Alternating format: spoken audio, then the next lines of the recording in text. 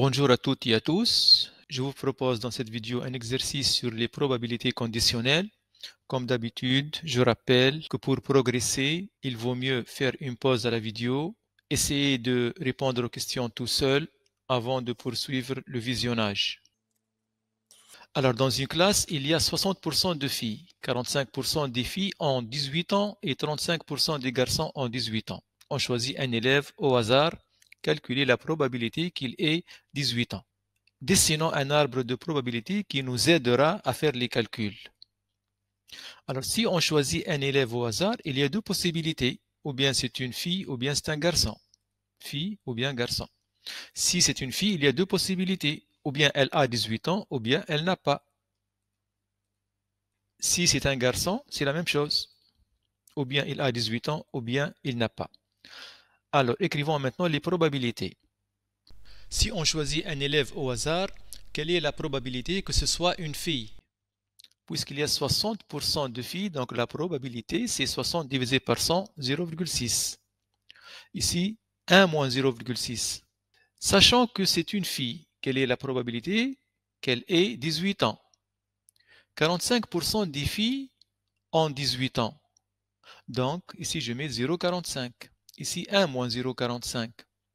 Quelle est la probabilité qu'il ait 18 ans, sachant que c'est un garçon? 35% des garçons ont 18 ans. Donc 0,35, 1 moins 0,35. Calculer la probabilité qu'il ait 18 ans. Alors, je vais commencer par une réponse rapide avant d'entrer dans les détails. On doit immédiatement connaître la réponse d'après cet arbre-là. Où est-ce qu'on a 18 ans? On a ici 18 ans et ici 18 ans. Donc, les chemins qui nous intéressent, c'est ce chemin-là et ce chemin-là. Donc, la réponse, c'est 0,6 fois 0,45 plus 0,4 fois 0,35. Ça, c'est les réponses. Alors maintenant, détaillons les choses. On va considérer l'événement A. L'élève a 18 ans. Et l'événement F, l'élève est une fille. L'élève a 18 ans. Ça englobe les filles qui ont 18 ans et les garçons qui ont 18 ans. Donc ceci, c'est une réunion de deux événements. A, c'est une réunion. De quoi? Les filles qui ont 18 ans, donc A inter F, et les garçons qui ont 18 ans, A inter G. P de A, donc la probabilité d'une réunion, c'est P du premier plus P du deuxième moins P de l'intersection.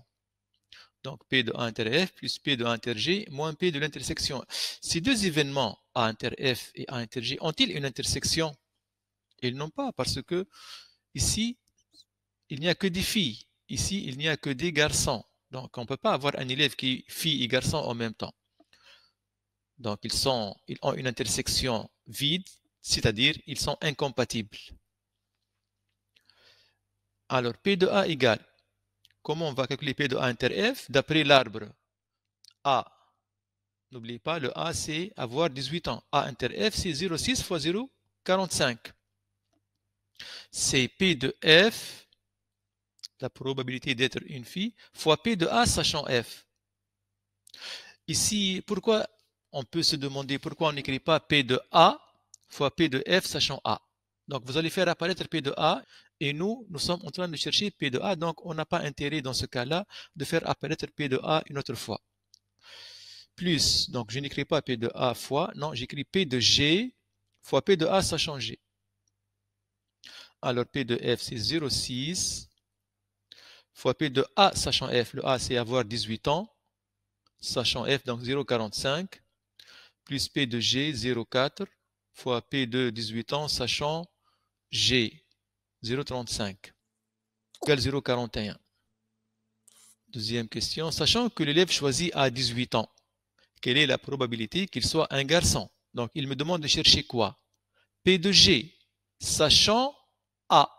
Il me demande de chercher P de G, sachant A. J'applique ma formule. Donc, P de l'intersection divisé par P de A. P de l'intersection, je viens de la calculer. P de A inter G, la voilà, 0,4 fois 0,35, divisé par P de A, je viens de la calculer aussi, 0,41, ça fait à peu près 0,34. Merci pour votre attention et à bientôt.